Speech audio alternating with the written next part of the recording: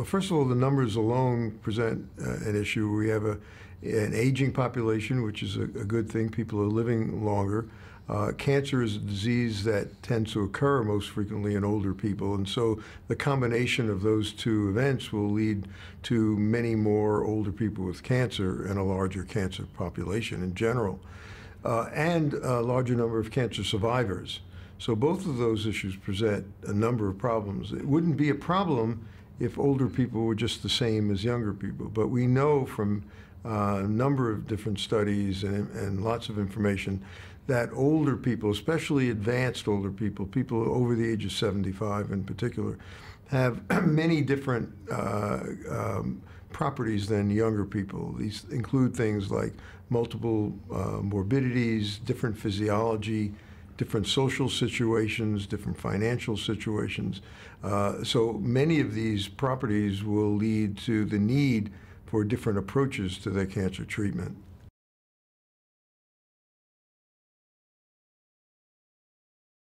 I think that comes in a number of different forms. So for one thing, older people often live alone. And when they don't live alone, they often live with an older spouse. And so when cancer affects an older person, it's really affecting that dyad. It's affecting the older person and their spouse, and we often rely on caregivers to help in the care of patients. And now you're dealing with an older caregiver as well as an older patient, which can cause substantial difficulties in managing that situation.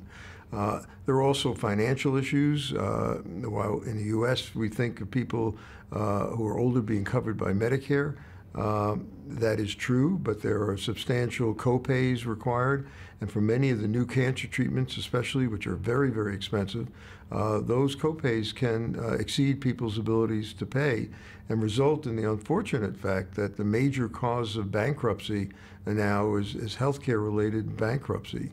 So I think there are many different issues that are going to have to be dealt with.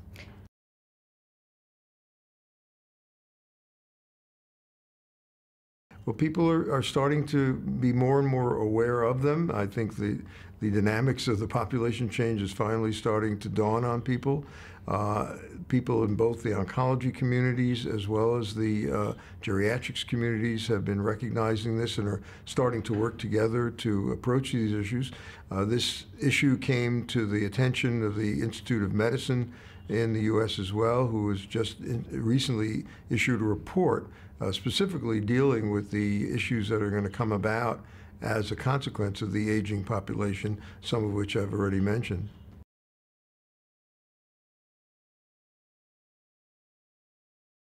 Unfortunately, there aren't as many of these types of clinical teams as are needed, but ideally, and in our program, we have geriatricians who work with oncologists, who work with nurses and social workers and pharmacists, all of whom are geared to the care of the older patient. Everybody can weigh in with their own expertise and then try to come up with the best plan, both for the medical treatment as well as the social treatment and care of the patient.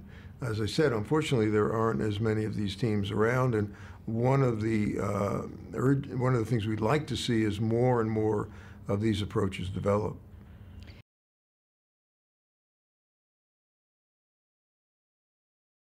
It's much like medicine in general.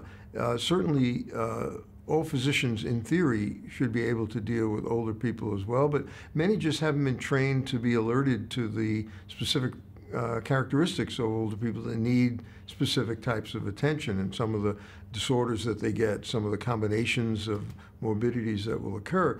And the same is true of nursing. So ideally, we'd like to have people, at least some people in these teams, who have geriatric nursing experience as well as oncology nursing experience from the oncology side.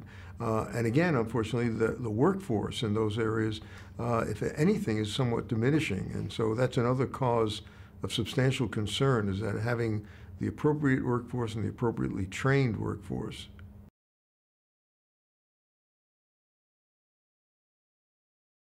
This has been a major problem because some have alluded to the treatment of older cancer patients as a data-free zone because we have such paucity of information that comes from our best source of information, especially in cancer treatment, which are the large collaborative cooperative treatment trials.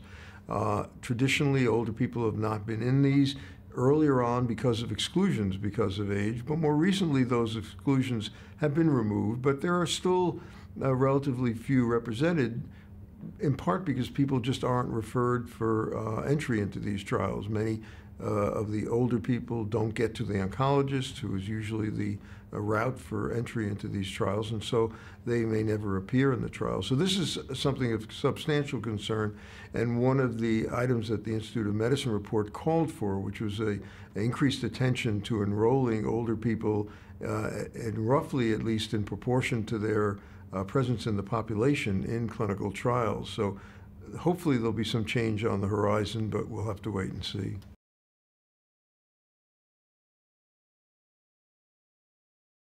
So far, it's been difficult because, for the most part, the pharmaceutical firms and any commercial firms developing drugs want to have the ideal situation for the testing of their drugs. They would like the most pristine patient, the patient who has no comorbidities, who has no other physiologic problems, and they want to have the best chance of responding to the drug. Obviously, many older patients don't fall into that category, and so they're not the ideal patients. So many studies will have exclusions that are based on comorbidities or physiologic changes.